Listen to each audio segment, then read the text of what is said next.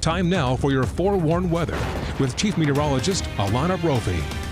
Look, we cannot stop remarking on how great our sunsets have been recently. Every day this so week. Good. It's been really, really pretty. Yeah. And you know, the cloud cover kind of adds to that. Our solar angle this time of year. There are some perks, but those same ingredients bring the haze. Yeah. There's always a trade-off. Right, right, there is. But that haze does scatter light a bit differently, which also makes for beautiful sunsets as well.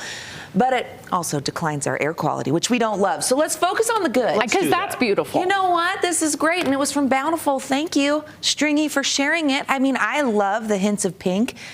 That is just stunning. And we had so many great shots coming in. Scott got this one over the Great Salt Lake where you get the reflection of the color and the water. This is, you just don't find this everywhere, folks. We're very lucky to live where we live. Sure, we want some more precipitation, but I feel like that's what we're always asking for. And this year in particular, let's bring in some wet weather. We're not going to. See that ridge of high pressure? It's building. Northwest flows dry, bringing in the cloud cover that we saw in northern, eastern, and central Utah. This ridge actually strengthens as we head into tomorrow. Highs today, they soared above average, 61 in Salt Lake City. Is it March? Is it April? No, it's December. We were 21 degrees above where we typically are, and that holds on. Now, this is likely peak heating today. Tomorrow will rival it, but then we start to ease. 40s and 50s on the eastern side of the state, 63 in St. George. We were only trailing Washington County by 2 degrees, and they're above average. 54 is typically their high. We get 40s for the overnight with clear skies. 40 is the average daytime high. Well, how about that? That is just wild. And it just stays that way. This high pressure does that. Great sunsets coming from Price, Sandy, Tooele, Cedar City. I want to say thanks to Phoenix, Don, Brad, and Hal. We so appreciate you sharing with us. Okay, so we have been dry, and we have not seen the first valley snowfall in Salt Lake City. That actually puts us on the top 5 latest first snows in Salt Lake. It's been 82 years since the snowfall in the valley has been this late. Okay, let's get some in here. Hopefully, we see a pattern shift in the future. So we looked at snow to date for the month of December, and we are below average, not just in Salt Lake, but Provo, Cedar City, Logan. You think back and you go, okay, our only storm really brought valley rain. So precipitation's okay, but snow's lacking. A lot of people say last year was a slow start too. It was, but that's the line in purple here. The line in blue shows this year. So a little drier, and we're about an inch below that snow water equivalent where we typically are, only at 2.2 inches.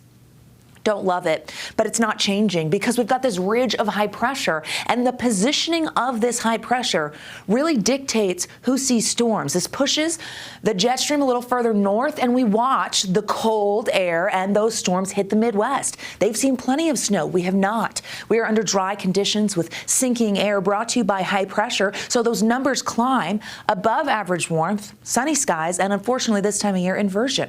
We stay that way as we get through the weekend and into early next week. There's a chance that we get a system grazing northern Utah into the middle of the week. That would be great next week. It's a week away. That's our best chance of seeing some moisture, and we're above average.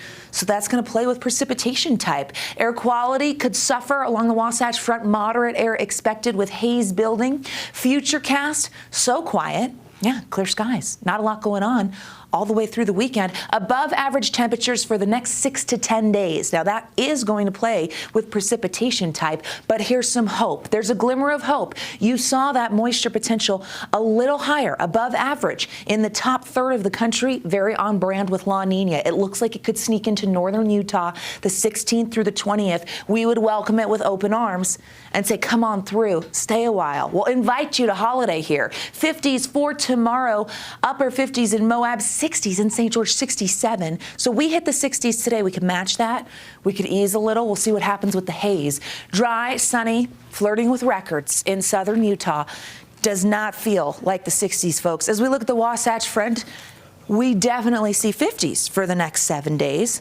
The December feels, well, it's a mindset I've learned. I won't take complaints. It's just something you have to feel from within because right now the weather isn't going to cooperate. It's a mindset. I love it. It's got to be.